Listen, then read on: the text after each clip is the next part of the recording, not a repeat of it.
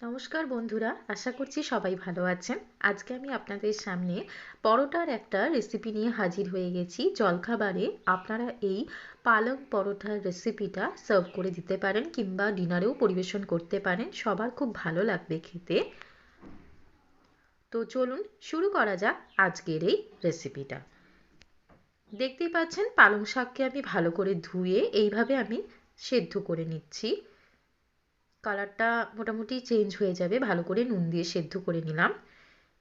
এবার আমি ছেঁকে নিয়েছি, মিক্সিতে পালং শাকটা দিয়েছি, একটা আদা দিলাম, মানে 1 ইঞ্চি আদা, আর একটা বড় কাঁচা লঙ্কাকে দুভাগ করে দিয়ে মিক্সিটাকে পেস্ট মানে ভালো করে পেস্ট করে নেব।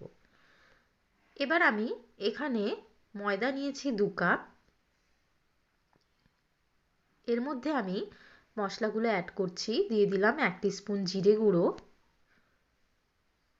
দিয়ে দিচ্ছি এর মধ্যে 1 টিস্পুন মতন জোয়ান, জাস্ট ফ্লেভারটার জন্য জোয়ানটা দিলে খেতে কিন্তু স্বাদ হয়।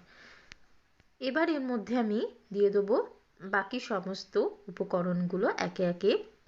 দিয়ে দিচ্ছি নুন, দিয়ে দেবো এর মধ্যে চিনি অল্প একটু সামান্যতম। এবার আমি এর মধ্যে যে একটুখানি বেকিং পাউডার অ্যাড করে দিলাম, এটা অপশনাল। এবার আমি এর মধ্যে যে পালং শাকের যে পেস্টটা তৈরি করে রেখেছিলাম আদা কাঁচা লঙ্কা দিয়ে, সেটা আমি একটু একটু করে অ্যাড করে এই পেস্টটা দিয়েই আমি ময়দার ডোটা তৈরি করে নেব। কোনো রকম জল কিন্তু আমি এখানে অ্যাড করব না। তো আমি এটা মিশিয়ে নিচ্ছি। এবার আমি এর মধ্যে দিয়ে দিচ্ছি অল্প একটু সামান্যতম সাদা তেল। কোনো রকম জল কিন্তু দেখবেন আপনারা আমি অ্যাড করিনি, জাস্ট পালং শাক দিয়েই আমি পেস্টটা দিয়ে আর কি ময়দার ডোটা তৈরি করে নেব। অল্প অল্প করে দিয়ে একটা ভালো ডো তৈরি করে নিয়েছি। এটাকে আমি মোটামুটি 8 ঘন্টার জন্য এবার ঢাকা দিয়ে আর কি 8 ঘন্টার জন্য ঢেকে রেখে দেবো। 8 ঘন্টা পর ফিরে আসলাম। এবার একটা লেচি আমি নিয়ে নিয়েছি, একটু ময়দায় ডিপ করে নিয়েছি, দিয়ে আমি এবার এটা হাতের সাহায্যে একটু প্রেস করে দিলাম।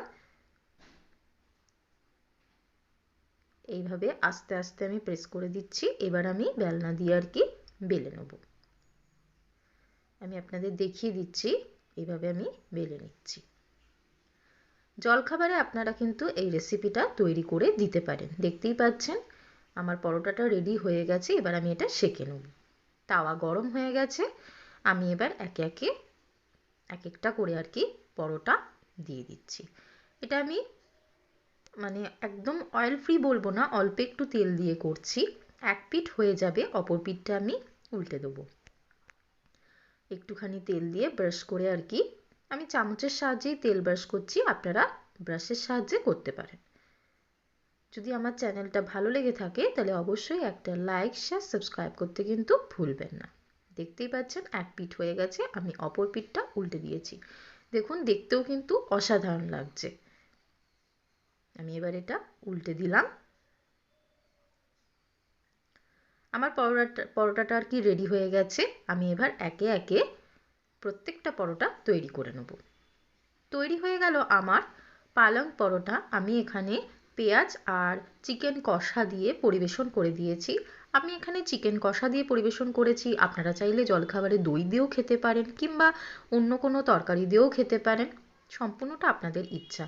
তো অবশ্যই একবার বাড়িতে ট্রাই করুন, সবাইকে খাওয়ান, নিজেরাও করে খান। তো আজকের মতো এই পর্যন্তই। ধন্যবাদ।